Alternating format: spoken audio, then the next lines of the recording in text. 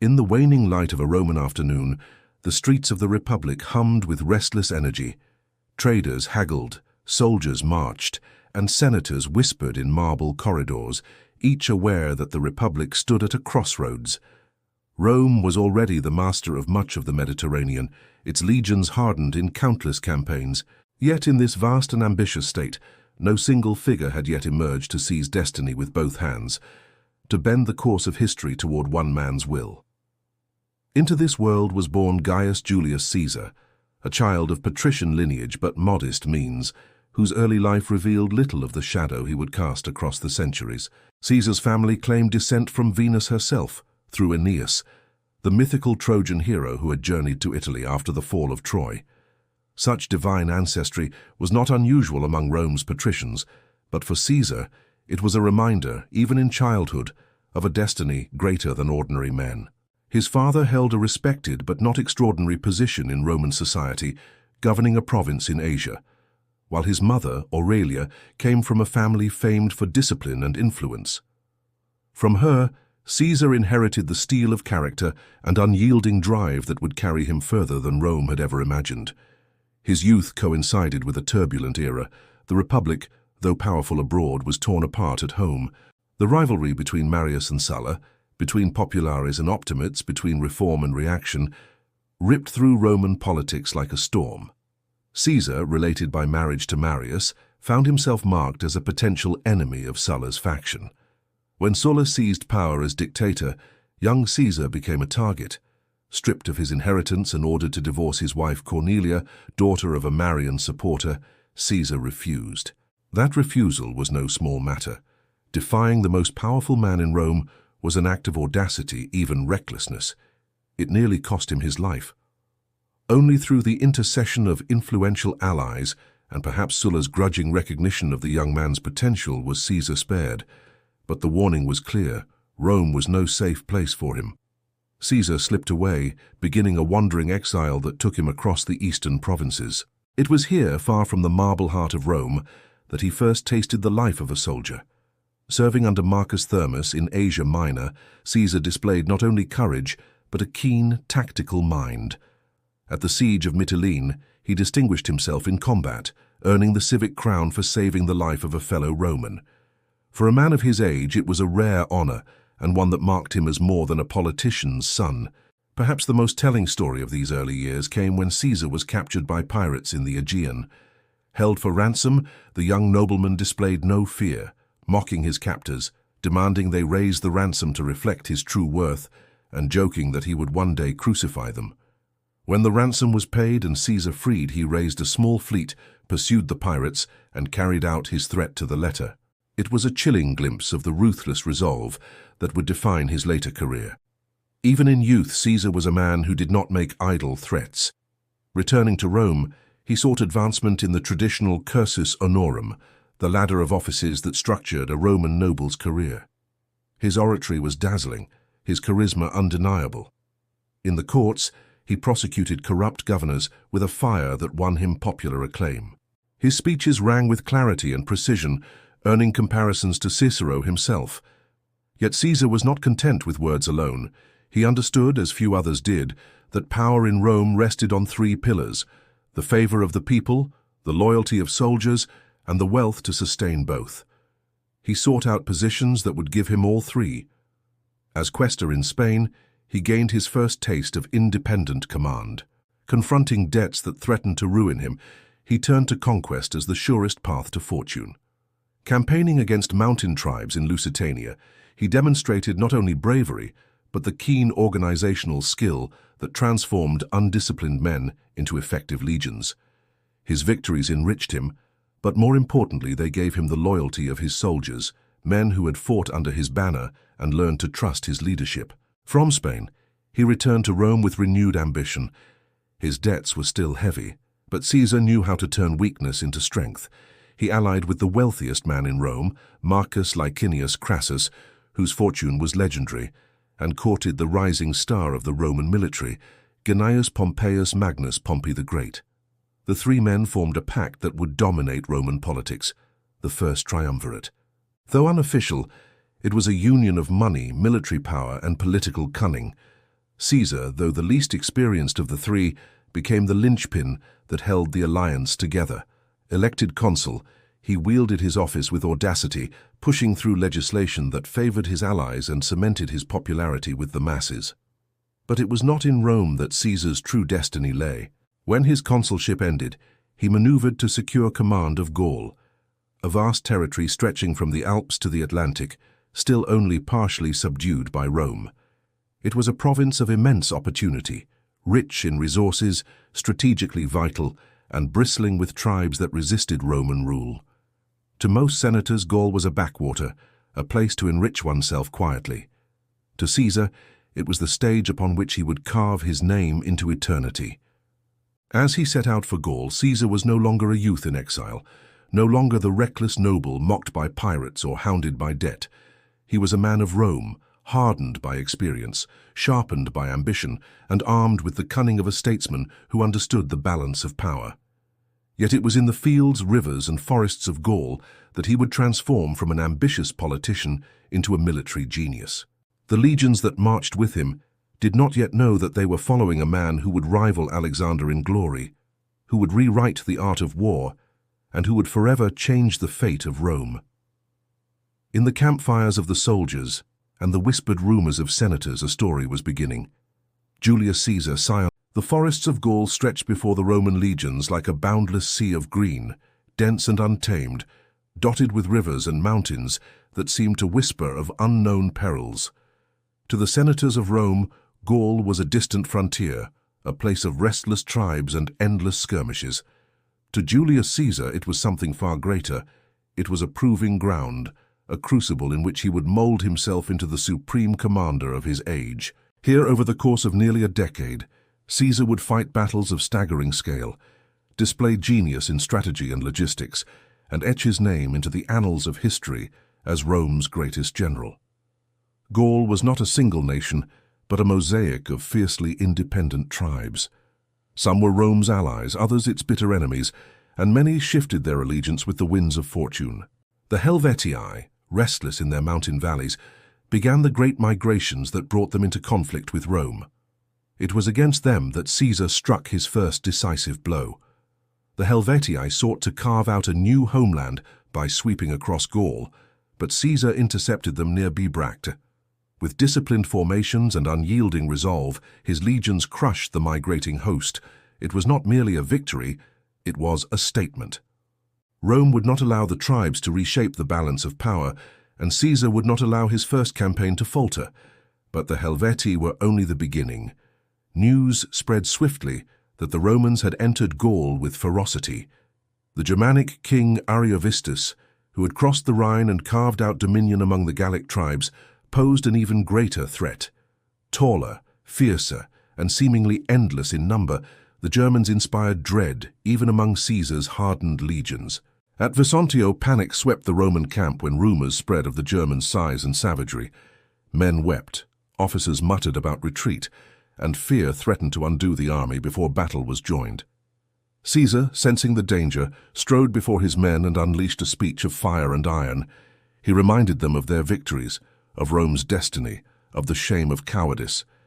And then, with deliberate calm, he declared that if the army would not follow him, he would march with the 10th Legion alone. The words lit a fire in the hearts of his soldiers. Shamed and inspired, the legions rallied, and at the Battle of Vosges they shattered Ariovistus's forces, driving the Germans back across the Rhine. These early victories secured Caesar's reputation, but Gaul was vast, and its people were not easily subdued. Over the years that followed, Caesar wove a campaign of brilliance and relentlessness. He moved with astonishing speed, striking where his enemies least expected, dividing coalitions before they could unite, and always ensuring that the initiative remained his. When tribes rose in rebellion, he crushed them swiftly. When alliances shifted, he exploited the divisions with masterful diplomacy.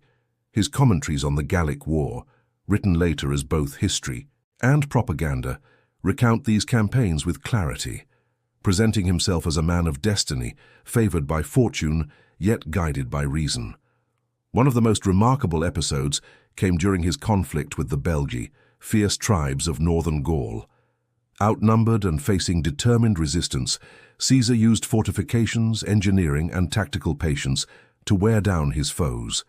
The legions built vast camps and fortresses with astonishing speed, turning landscapes into engines of war. Caesar understood that discipline and engineering were as vital as courage. His soldiers became more than fighters. They became architects of empire, able to throw bridges across rivers, walls across valleys, and siege works around entire cities. Among the cities that fell to Rome, none tested Caesar more than Avaricum, a Gallic stronghold in the land of the Bituriges. Surrounded by swamps and rivers, defended by resolute warriors, Avaricum seemed unassailable. Yet Caesar ordered a siege.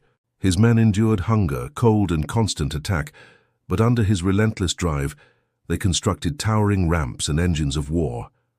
When at last the walls were breached, the city was stormed and destroyed, its population slaughtered. It was a grim demonstration of Rome's might, a warning to any who dared resist. But resistance did not fade. It grew. The more tribes Caesar subdued, the more others rose in defiance. At last, under the leadership of a charismatic Arvernian chieftain named Vercingetorix, the Gauls found a unifying cause. Young, proud, and fiercely determined, Vercingetorix understood that Caesar could not be defeated in open battle. Instead, he adopted a strategy of scorched earth, denying the Roman supplies, burning villages, and harassing the legions at every turn. For the first time, Caesar faced an enemy who matched him not only in courage, but in cunning. The struggle between Caesar and Vercingetorix became the climax of the Gallic Wars. At Gergovia, Caesar suffered a rare and stinging defeat. His legions repulsed from the heights, their morale shaken. For a moment, the tide seemed to turn. The Gauls rejoiced, believing that the invincible Roman had met his match. Yet Caesar was not a man to be broken by a single setback. He regrouped, adapted, and waited for the moment to strike. That moment came at Alesia, in the year 52 BCE. Perched upon a hill, surrounded by walls and defenders, Alesia became the fortress in which the fate of Gaul would be decided. Vercingetorix gathered his warriors within, while a massive relief army assembled outside, determined to break the siege. Caesar, faced with enemies on all sides, responded with an act of engineering genius. Around Alesia, he built two vast lines of fortifications, an inner wall to contain the city and an outer wall to keep out the relief force. 40 kilometers of ditches, towers, and traps, constructed by relentless Roman hands, encircled the hill like iron chains. The siege that followed was a crucible of endurance. The Gauls within starved, the army without battered. The smoke of Alesia had barely faded when the weight of Caesar's conquest settled over Rome. Word of his victories spread faster than his returning legions, carried by rumor and by his own carefully written commentaries. These dispatches were not dry military records. They were vivid tales of valor and destiny, told with the simplicity of truth and the brilliance of propaganda. Rome's citizens devoured them eagerly, marveling at their general's courage, his mercy, his triumphs over impossible odds. To the people, Caesar was no longer merely a consul or governor. He was a hero, a savior, a man touched by the gods. But to the Senate, and especially to the Optimates, he was a danger beyond measure.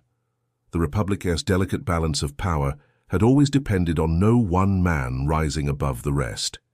Yet Caesar had broken that balance. His wealth from Gaul rivaled the fortunes of Rome's richest men.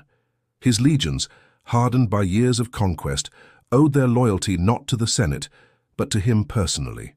His popularity with the masses eclipsed that of any rival. And most threatening of all, his ambition had only grown with each victory. The triumvirate, the alliance that had once bound Caesar, Pompey, and Crassus together, was by now shattered. Crassus, seeking his own glory, had marched east to challenge the Parthian Empire. At Carrhae, his army was annihilated, and Crassus himself perished, his head and hands mocked by Rome's enemies. With his death, the balance tilted. Only Pompey remained, once Caesar's ally and even his son-in-law, but time and ambition had driven them apart. Julia, Caesar's beloved daughter and Pompey's wife, had died in childbirth, severing the bond of family that might have kept them close. Now Pompey stood with the Senate, courted by the Optimates as the defender of the Republic against the looming shadow of Caesar. Back in Rome, fear grew with each report from Gaul. Senators muttered that Caesar aimed at kingship, that he would return not as a citizen but as a conqueror. They demanded he disband his legions, surrender his command, and return to Rome as a private man, vulnerable to prosecution by his enemies. Caesar, aware of the traps laid before him, refused. He knew that to step down from command was to invite ruin. His debts, his political rivals, and the enmity of the Senate would crush him the moment he lost the shield of his legions. And so the crisis deepened. Negotiations flared and died, envoys came and went, but the truth was inescapable.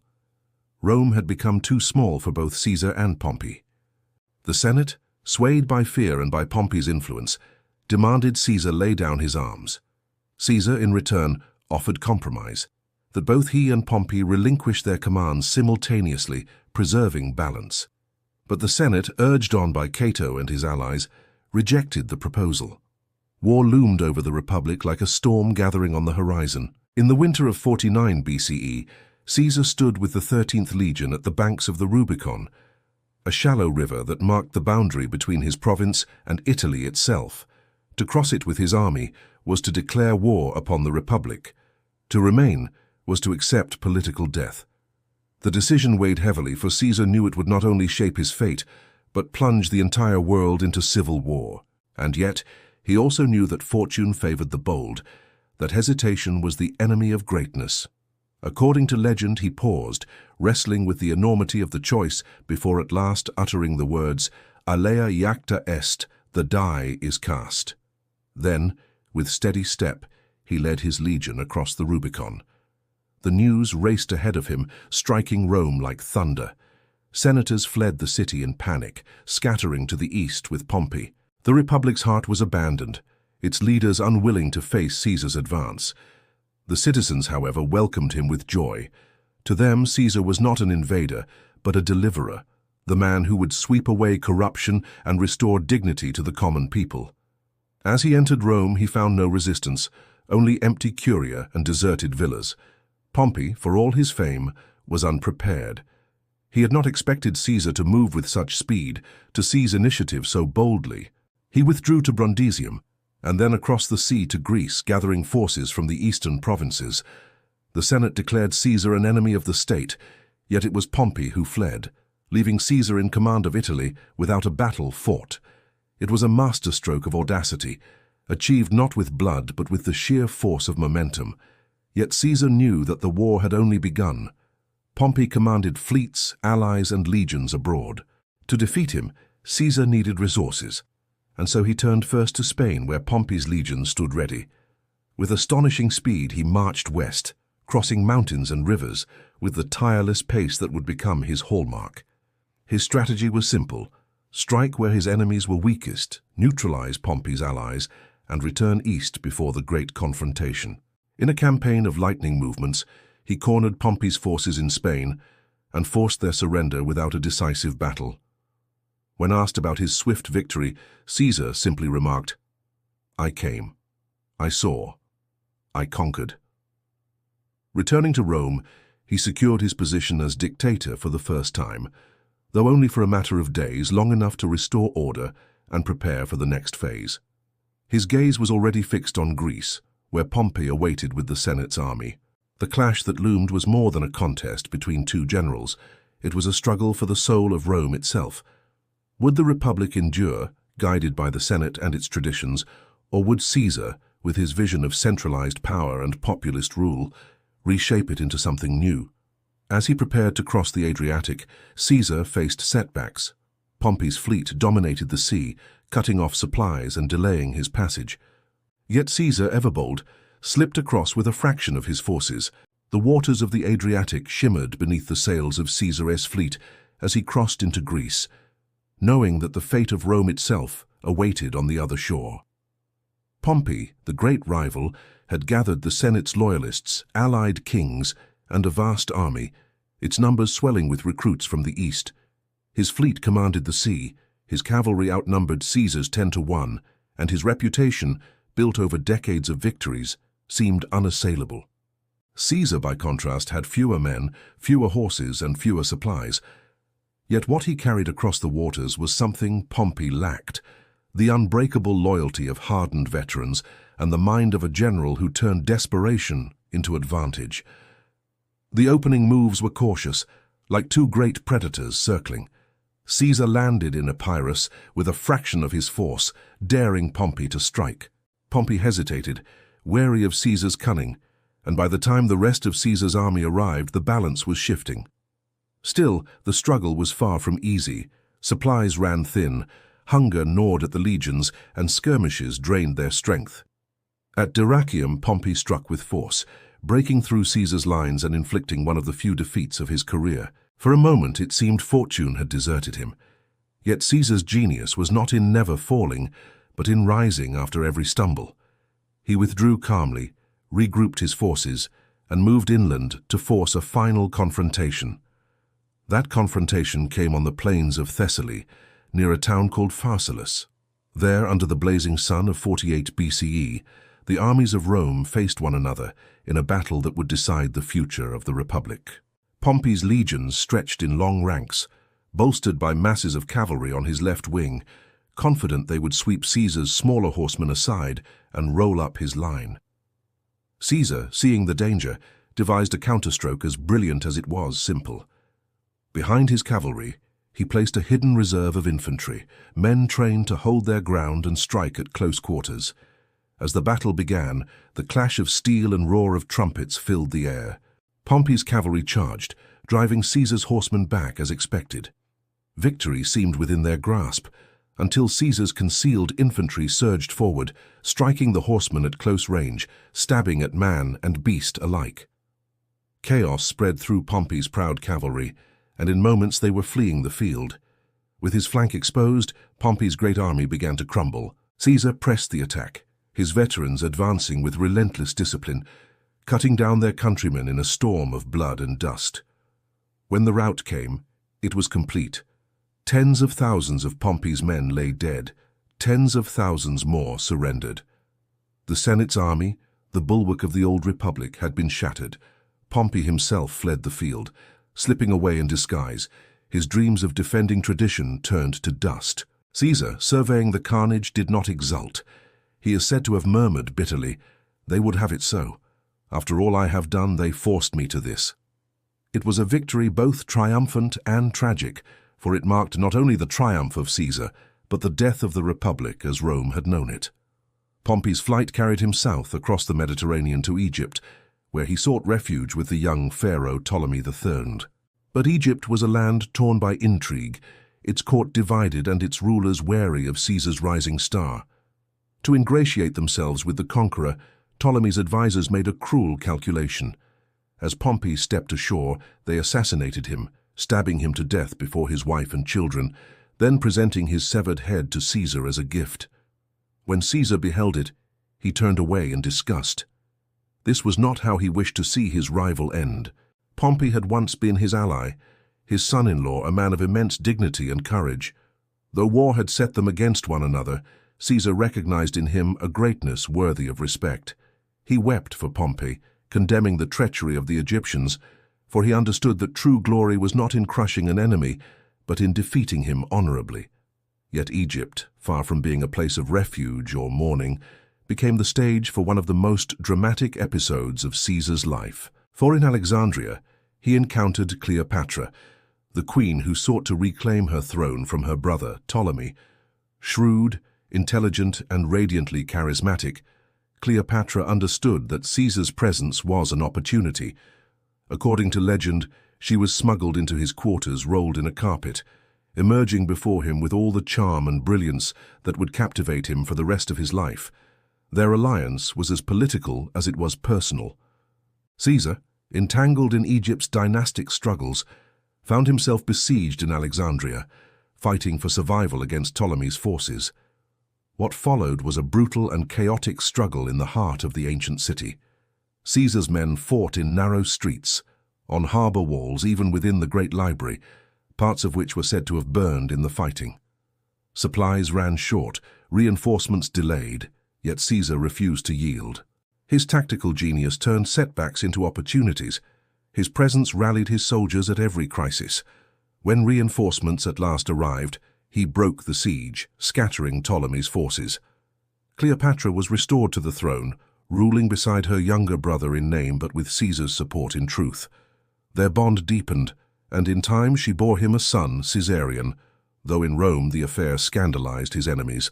The Egyptian campaign was but one chapter in Caesar's civil wars, for even as he secured the Nile, challenges erupted elsewhere.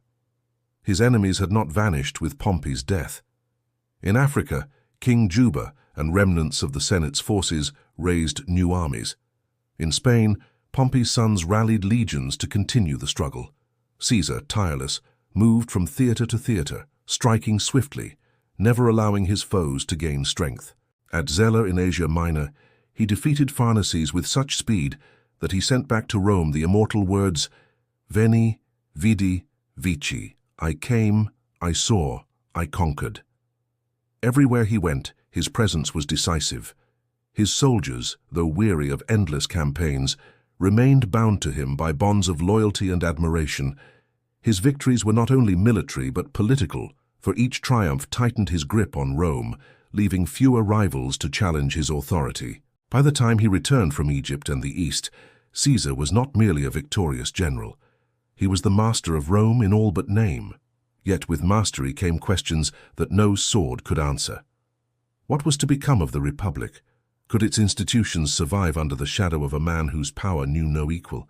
Caesar had crossed rivers, toppled kings, and shattered armies.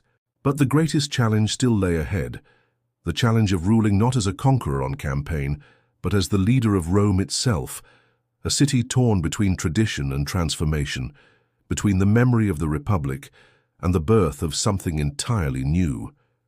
And as Caesar rode back toward the eternal city, laurel crown upon his brow and visions of empire in his mind, the world watched in awe and in dread.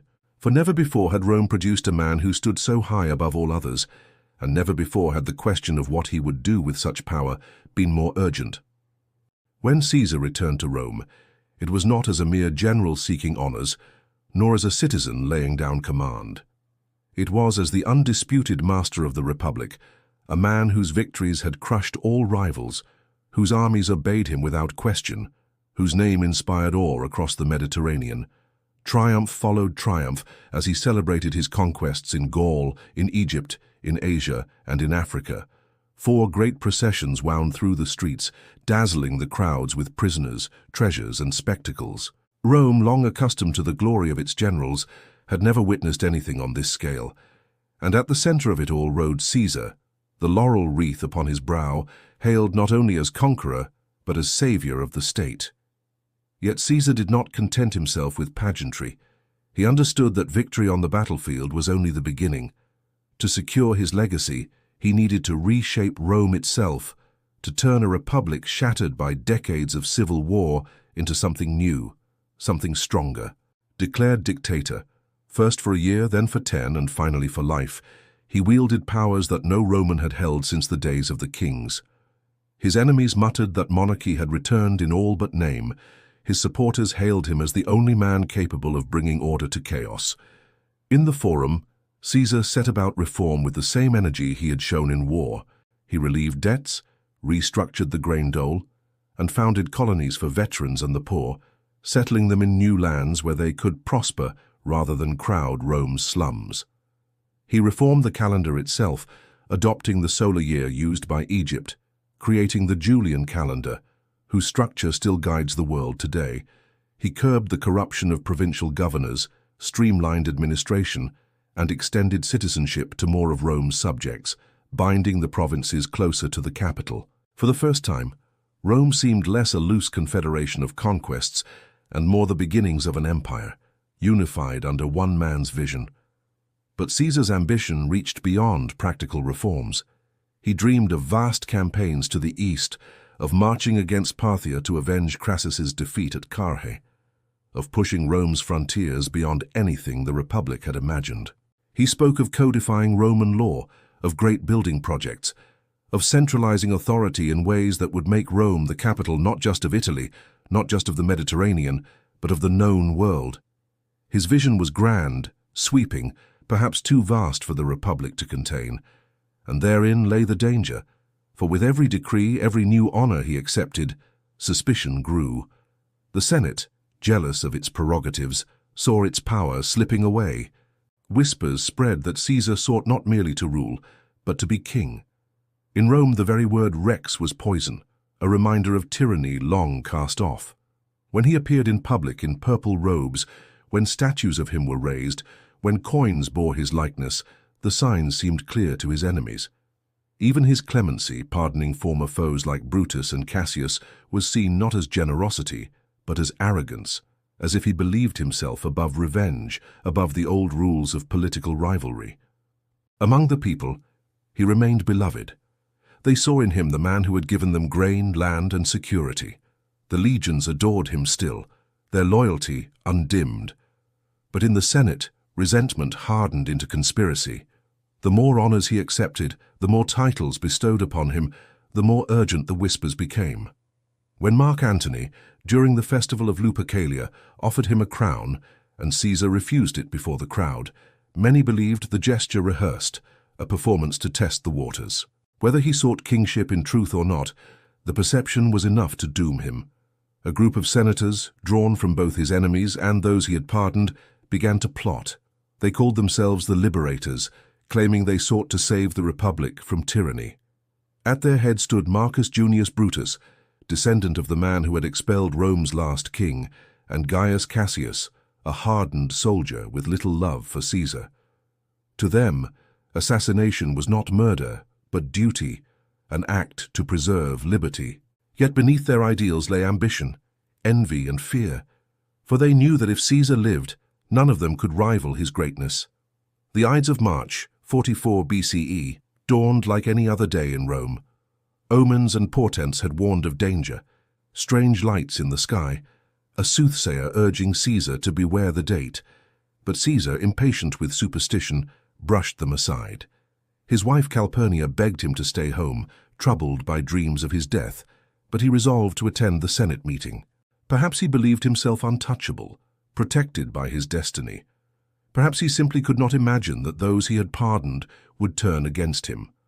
In the theatre of Pompey, where the Senate met that day, the conspirators gathered, daggers hidden beneath their togas.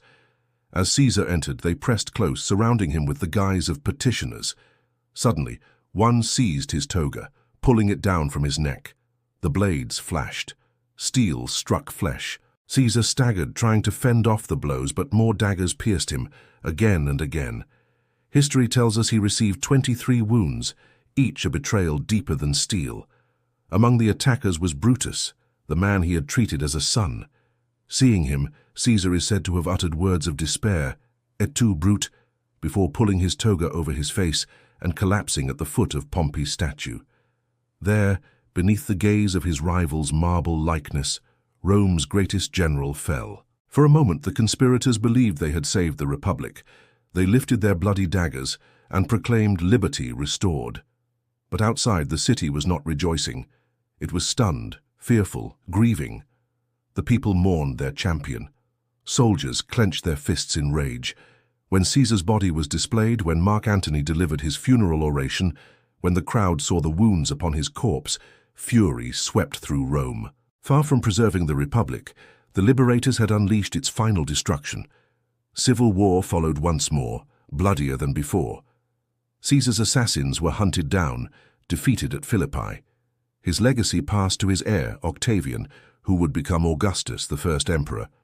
The Republic the conspirators claimed to defend was gone forever, replaced by an empire that bore Caesar's name. Yet, in death, Caesar achieved what in life he had pursued with relentless will: immortality. His deeds became legend, his name a title of kings, his legacy the foundation of centuries of empire. He was a man of contradictions, merciful yet ruthless, visionary yet ambitious, adored yet feared. He was not merely a general, not merely a statesman, but a force of nature, a figure who reshaped the world. From the fields of Gaul to the Senate floor, from the Rubicon to the Ides of March, Caesar's life was a story of destiny, of a man who refused to accept limits, who bent the Republic to his will, and in doing so ended it. He was, and remains, one of history's greatest generals, not only for his victories, but for his ability to command men's hearts, to shape the course of nations, and to leave behind a legacy that endures 2,000 years after his fall. The greatest general in history did not die with his vision fulfilled, but his shadow still stretches across the centuries. His triumphs, his reforms, his downfall, all stand as reminders of the power and peril of ambition, of the fragile line between republic and empire, between liberty and power. And as long as Rome is remembered, so too will be the name of Julius Caesar.